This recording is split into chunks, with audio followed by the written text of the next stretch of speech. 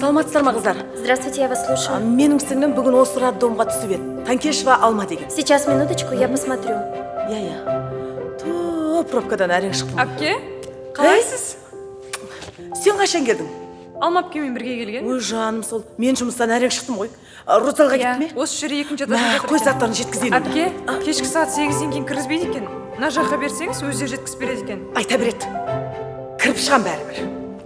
Эй, вы куда? Постойте, посторонним туда нельзя входить. Айналайын, мына затты берем де шығам деймін. Женщина, извините. Вам туда нельзя. Кірем де шығам деп. Прошу вас, выйдите немедленно. Берем де шығам деп тұрмын ғой, тез шығам. Я прошу вас, выйдите. Выйдетің не сенің? Извините, но после 8 вам туда нельзя. Оставьте свои вещи здесь, я отнесу. Айналайын, кірем де шығам ғой, болды ғой. Нет, нельзя. Нельзяң не сен? Әдестеп тұрсың ба сен? Мен саған қазақшылап айттым ғой, нелеп маған орысша жауап беріп тұрсың сен қыз? Что, простите? Как что? Сен менің кім екенін білмейсің ба? Бағанадан бері үндемеген сайын көрсетейін мен саған кім екенімді. Ойбай, қояр емес қой ма? Адам қан ішіп.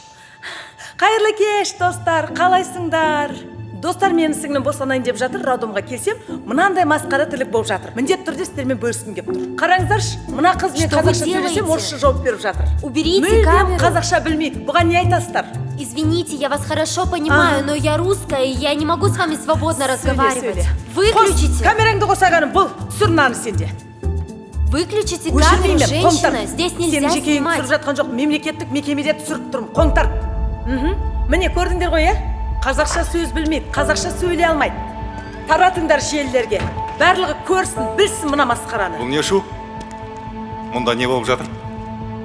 Сіз осы жердің бас дәрігерісіз бе? Иә, не болды? Неге білмейсіз не болып жатқан?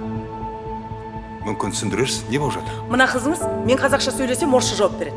Мемлекеттік тіл білмейді, еще мемлекеттік жерде жұмыс істейді. Мемлекеттік тіл білмейтін адам мемлекеттік жерде қалай жұмыс істейді, соны айтыңызшы. Түсінікті. Өтінем, телефоныңызды өшіріңізші. Өшірмеймін. Надо өт, мен сізді де түсірем. Ал, мен кімді түсіретінді өзім білетін шығар, менің правам. Сіздің құқыңыз бар екенін білем, бірақ өтінем, ұят емес пе? Мәдениет сақтасаңызшы. Ұят емес пе? Сіз менің прямой эфирімдесіз. Менің оқырмандарым алдында тұрсыз. Ал айтыңыз, давай, түсіндіріңіз ал. Давай. Біріншіден, қазақша прямой эфир емес, тікелей көрсетілім деп айтыңыз. Тікелей көрсетілімде ал. Жарайды. Сіздің тікелей көрсетіліміңізде сөйлейін онда. Сөйлеңіз, давай, айтыңыз. Құрметті достар, тіл бүкіл халықтың жүрегі болып табылады. Сондықтан да мемлекеттік тілді білу әрбір азаматтың міндеті. Енді?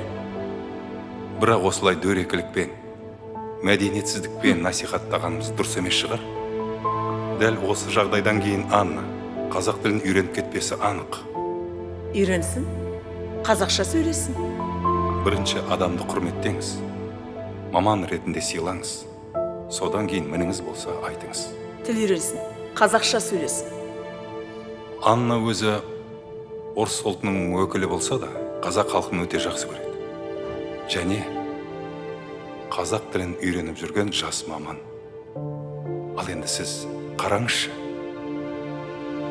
Сол қазақ тілін қорыққандықтан емес, сүйсінгендіктен үйренгісі келіп жүрген мына қызға сіз не үйреттіңіз, айтыңызшы. Сондықтан да тілімізді құрметтейміз десек, ең бірінші бір-бірімізді құрметтеуден бастайық.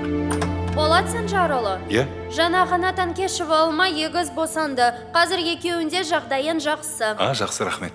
Қазір барам. Жарайды. Мына Кристина деген неміс қызының қазақ тіліне, қазақ халқына деген құрметін байқадыңыз ба? Бәрі өз уақытымен болады. Ана неміс қызы, Кристина. Танкешева Алма деді ме? Я Танкешева Алма деді. Ол менің туған сіңлім ғой. Егіз. Рахмет. Егіз туылды. Үйдегілерге хабарласайын. Рахмет. Сау болыңыз. Қазір үйге хабарды айтайын. Құттықтаймын. Құттықтаған түріңнен сенің. Келші, құшақтайын. Сүйіншік берен. Егіз туды, егіз.